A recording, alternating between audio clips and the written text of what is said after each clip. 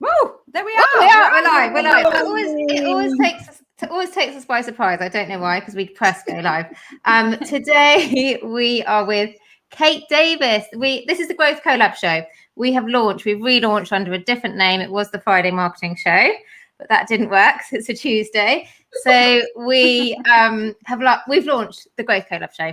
And Kate Davies is it Davis or Davies? Davis is our first guest. And Kate, you're going to talk to us about something super important that, it's so hard to be a founder, isn't it? We were just talking before we came live about the challenges of being a founder.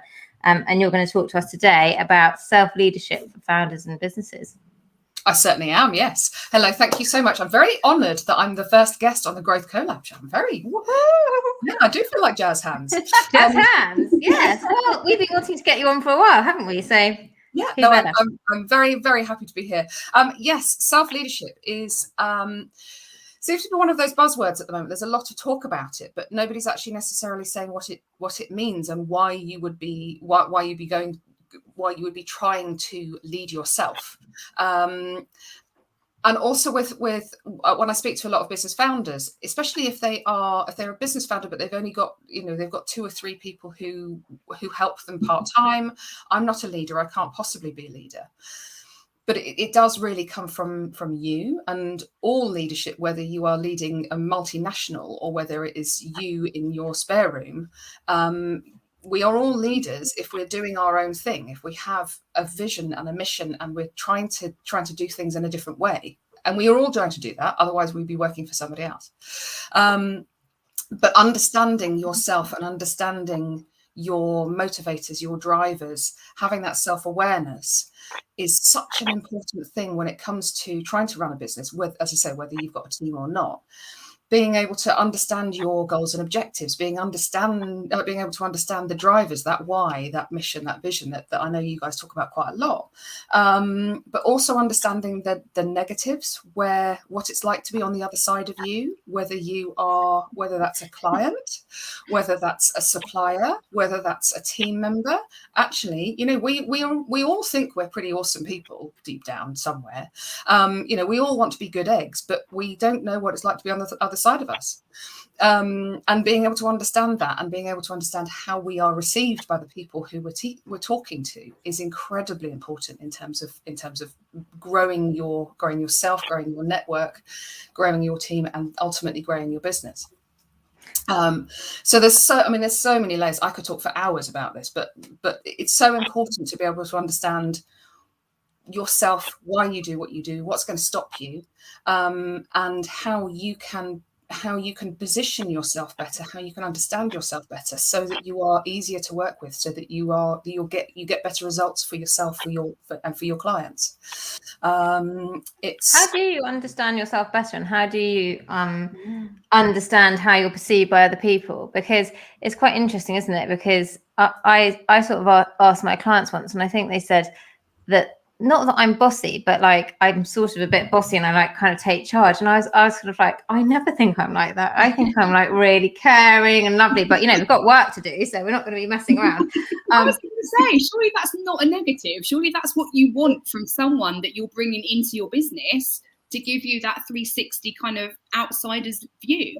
I know, but like it's just weird, isn't it? Because I wouldn't think of myself as being bossy. But anyway, but is it about going to ask your clients and your suppliers and just saying, can you honestly tell me like what's good about working with me, what's not good?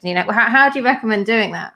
So, yes, you can. Feedback is always really important, but you need to know when to do that. Because if you're halfway through a big project, like, can we just have a sit down and just have a chat about what's good about me? Talk about me for half an hour. That's probably not going to go down all that well. Again, self-awareness, but understanding yourself in terms of just kind of listening to your own drivers, seeing how people react to you, because that's a great example, Emmy, where you don't see yourself as bossy. I wouldn't say you are bossy. You know what you're talking. You know exactly what you're talking about. You've got shit to do, and you want to get on with it. People are paying you for something. Let's get on with this. if their response to you is well, you know, sometimes you're a bit bossy, sometimes that's their reaction to you. So you have to kind of understand what you're putting there, and then how they're meeting you. It's observation a lot of the time. It is observation, and having that self-awareness. Journaling on interactions, where you have interactions where you think, I'm not sure that went as well as it could have done. I wonder why, because I thought I brought my best self to the equation. How, you know, that Will Ferrell meme, well, that escalated quickly. Like, how did I start like this, but we ended up over there? Just taking that time to be able to understand that. Also, the use of those kind of profiling mechanisms, that, you know, the Myers-Briggs. I use one called 5 Voices, which is really useful. Just being able to kind of see how those character traits. There is a danger with those that you end up just being put in a box, and none of us fit in a box. But they can help us to kind of shape our understanding and kind of go, actually, that does sound a bit like me. That does sound. Is that how that comes across? Because that's not how I feel that's come across. So there are lots of different ways of doing it, but self-observation and analysis isn't the right word, because analysis implies that there's some kind of, you know, negative to it. We are the way we are. And as I say, we all try to be good eggs. We all try to be nice people. We're not doing it deliberately to piss somebody off. But how we're seen may be a different way to the way that we want to project ourselves. So observing the relationships that we have with people, and also talking to your friends, talking to the people who you know will give you an honest answer. I've done this with the lovely Laura Perks. When you have this information.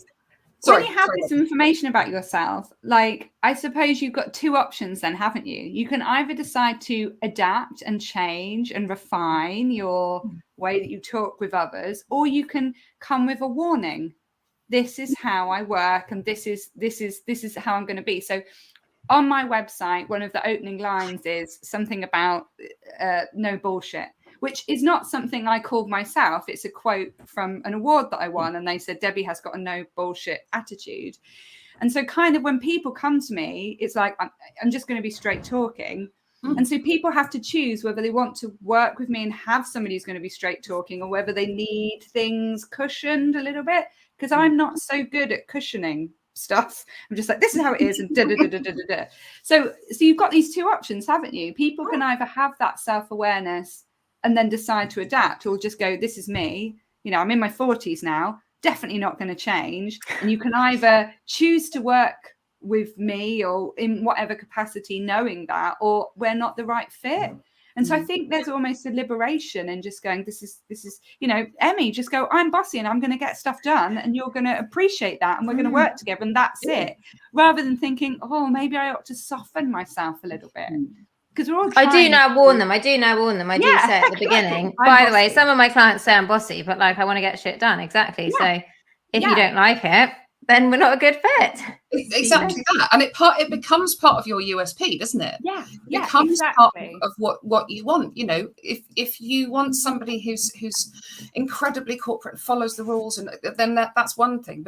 But you know, none of us are that person. Debbie Dudar brings a whole load of character in your name, and it's why people love you. It's why people come to you. It's why people come to all of us, because we are who we are.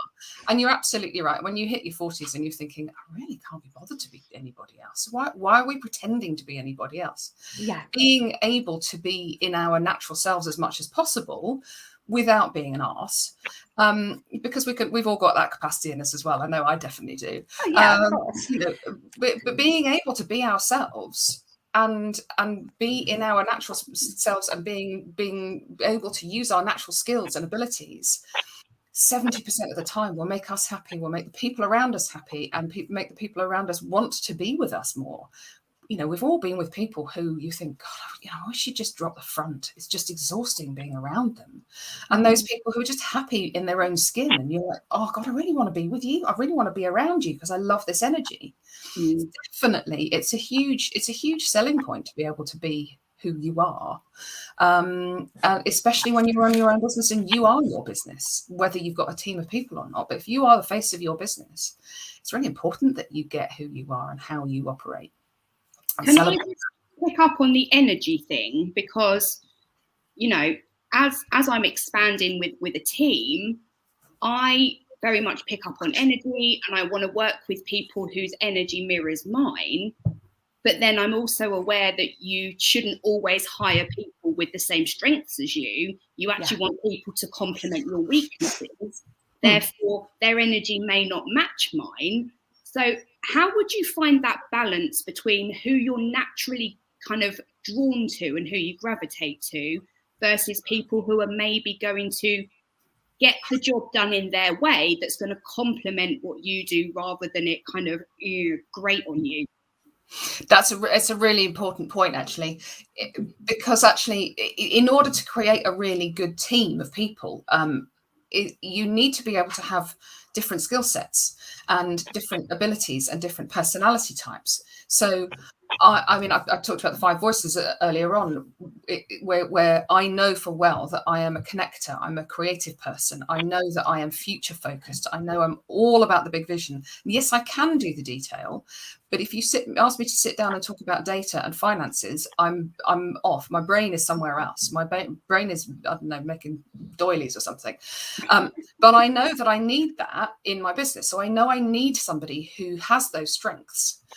I know I need somebody who's going to be able to keep me in the present tense, where I'm going, I've got all these brilliant ideas. Come on, everybody, come with me. It's such good fun. I've got a gang of people. Come on. I know I need people who are going to go, oh, but hang on a minute. Can we just right here, right now? I know that I know where, and this is again where self-awareness comes in. Where are the bits that you're not so good at? Where are the bits where you're not in your zone of genius? Because we all have them, and that's a good thing, because that's where we get other people to complement us.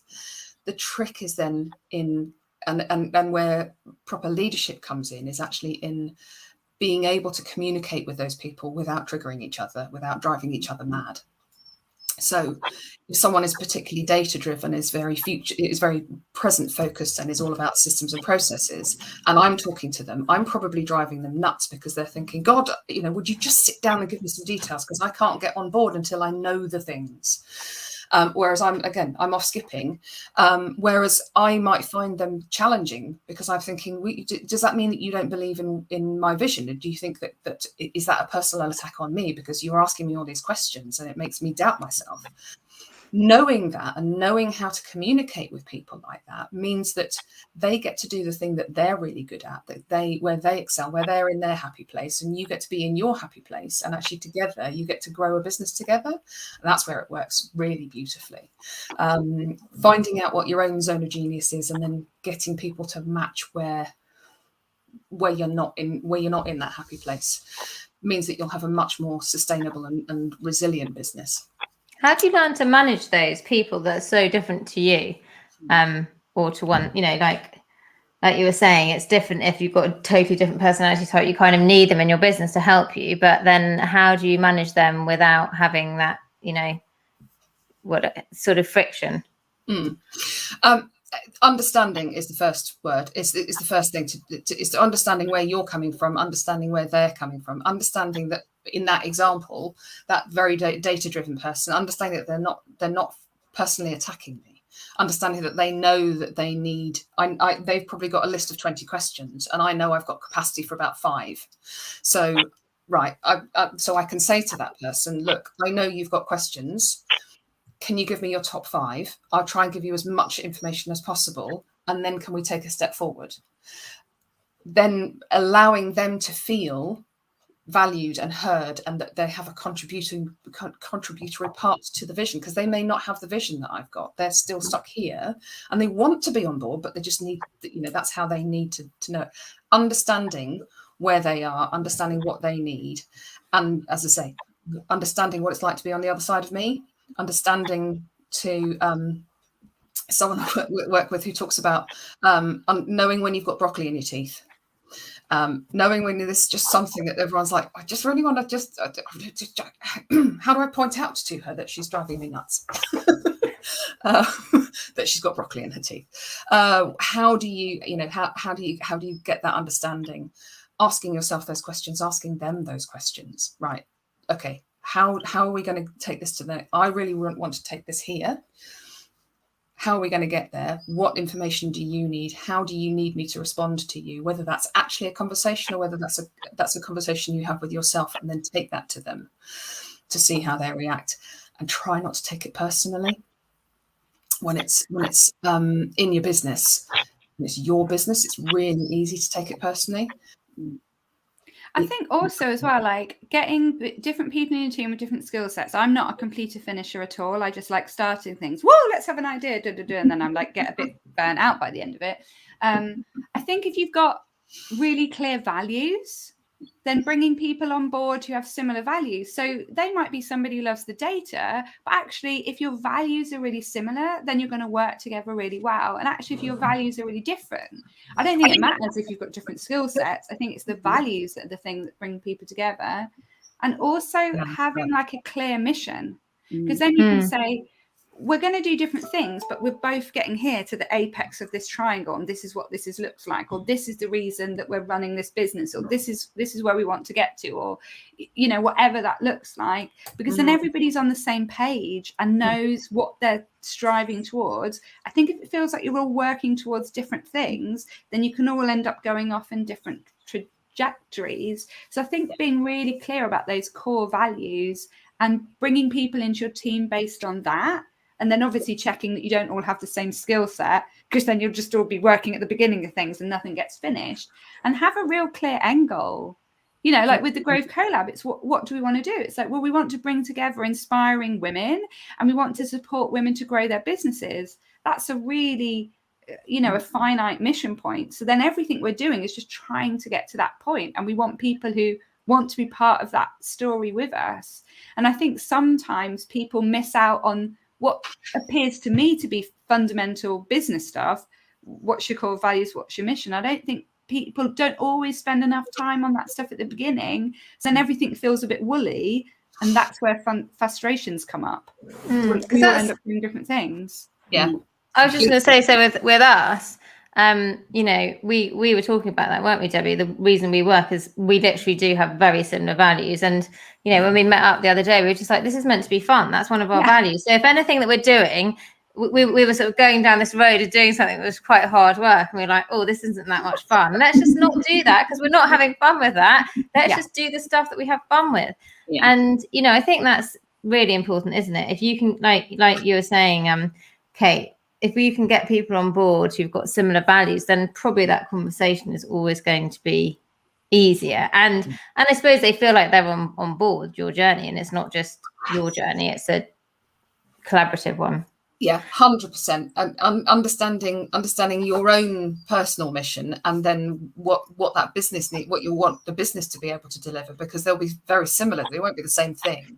But I couldn't agree with you more, Debbie. Actually, getting people who share your values and share that mission, and being able to create that together. That actually doing that regularly as an exercise, because where you started, when you started your business and you had this great vision for what you wanted, so much has changed, irrespective of what's going on globally. There'll be so much has changed for you and for your clients. Actually doing that exercise regularly and understanding, where are we all going? Which direction are we all going? And do we still all want the same things, even if we're contributing it to it in different ways? Really important vision, mission, and the value set. So Laura, we literally have to wrap up in less than a minute. I want to know if Laura's listening. Can you wrap that up in less than a minute? Anyone who missed? I'll wrap up the entire show in a minute. Okay, so essentially, have self-awareness, lead yourself first.